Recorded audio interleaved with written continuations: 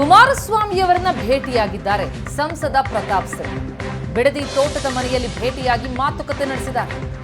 ಲೋಕಸಭಾ ಎಲೆಕ್ಷನ್ಗೆ ಸಹಕಾರ ನೀಡುವಂತೆ ಮನವಿ ಮಾಡಿಕೊಂಡಿದ್ದಾರೆ. ಯಾಕಂದ್ರೆ ಮೈಸೂರು ಕೊಡಗು ಕ್ಷೇತ್ರಕ್ಕೆ ಜೆಡಿಎಸ್ ಬೇಡಿಕೆ ಇಡುವಂತಹ ಸಾಧ್ಯತೆ ಇದೆ. ಹೀಗಾಗಿ ಮೈಸೂರು ಲೋಕಸಭಾ ಕ್ಷೇತ್ರದ ವಿಚಾರವಾಗಿ ಅಲ್ಲಿ ಸಂಸದರಾಗಿರುವಂತಹ ಪ್ರತಾಪ್ ಮನವಿ ಮಾಡಿದ್ದಾರೆ. ಕುಮಾರಸ್ವಾಮಿಯವರನ್ನ ಭೇಟಿಯಾಗಿ ಅವರ ಸಹಕಾರವನ್ನ ಕೇಳಿದ್ದಾರೆ ಪ್ರತಾಪ್ ಸಿಂಹ. ಇನ್ನೂ ಕೂಡ ಮಾತುಕತೆ ಲೆವೆಲ್ನಲ್ಲಿದೆ. ಮೈತ್ರಿ ಅಭ್ಯರ್ಥಿ ಯಾರಾಗಬೇಕು, ಜೆಡಿಎಸ್ಗೆ ಎಷ್ಟು ಸ್ಥಾನವನ್ನು ಕೊಡಬೇಕು ಅನ್ನೋದರ ಕುರಿತಾಗಿ. ಆದರೆ ಮೈಸೂರು ಕೊಡಗು ಕ್ಷೇತ್ರಕ್ಕೂ ಕೂಡ ಬೇಡಿಕೆ ಇಡುವಂತಹ ಚಾನ್ಸಸ್ ಇರುವ ಹಿನ್ನೆಲೆ ಸಹಕಾರ ಕೊಡುವಂತೆ ಪ್ರತಾಪ್ ಸಿಂಹ ಮನವಿ ಮಾಡಿದ್ದಾರೆ ಕುಮಾರಸ್ವಾಮಿ ಅವರನ್ನ ಭೇಟಿಯಾಗಿ. ಈ ಬೆಳವಣಿಗೆ ಕುರಿತಾಗಿ ಇನ್ನಷ್ಟು ಡೀಟೇಲ್ಸ್ ಕೊಡ್ತಾರೆ ನಮ್ಮ ರಿಪೋರ್ಟರ್ ಸುರೇಶ್ ಈಗ ಸಂಪರ್ಕದಲ್ಲಿದ್ದಾರೆ. ಸುರೇಶ್, ಕುಮಾರಸ್ವಾಮಿ ಅವರನ್ನ ಭೇಟಿಯಾಗಿದ್ದಾರೆ ಪ್ರತಾಪ್ ಸಿಂಹ. ಏನ್ ಬೆಳವಣಿಗೆಗಳಾಗ್ತಾ ಇದೆ?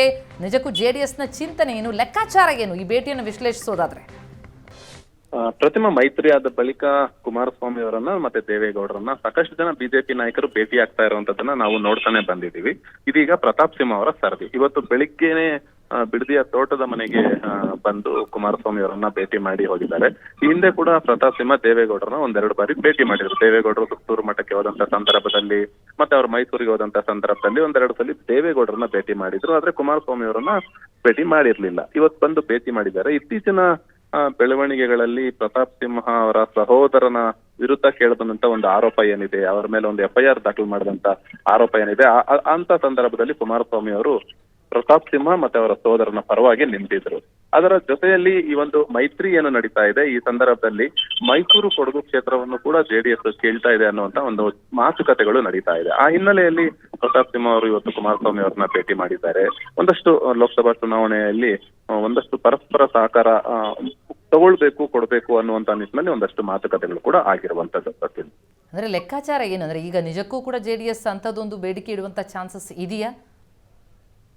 ಪ್ರತಿಮಾ, ಖಂಡಿತವಾಗ್ಲು ಈಗ ಕಳೆದ ಬಾರಿ ಮೋದಿ ಅವರನ್ನ ಕುಮಾರಸ್ವಾಮಿ ಅವರು ಭೇಟಿ ಮಾಡಿಕೊಂಡು ಬಂದಂತ ಸಂದರ್ಭದಲ್ಲಿ ನಿಮಗೆ ಎಲ್ಲೆಲ್ಲಿ ಶಕ್ತಿ ಇದೆಯೋ ಆ ಎಲ್ಲಾ ಕ್ಷೇತ್ರಗಳನ್ನ ನೀವೇ ಪಟ್ಟಿ ಮಾಡ್ಕೊಂಡು ಬನ್ನಿ ಅನ್ನುವಂತ ಒಂದು ಮಾತನ್ನ ಹೇಳಿದ್ರು.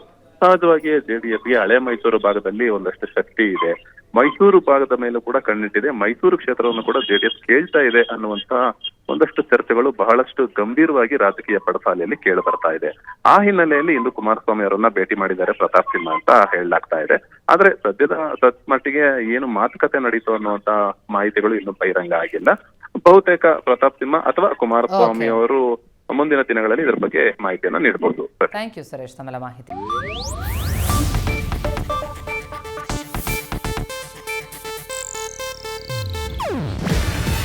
ಇದು ಏಷ್ಯಾನೆಟ್ ನ್ಯೂಸ್ ನೆಟ್ವರ್ಕ್ ಪ್ರಸ್ತುತಿ. ನೀವು ನೋಡ್ತಿದ್ದೀರಾ ಏಷ್ಯಾನೆಟ್ ಸುವರ್ಣ ನ್ಯೂಸ್.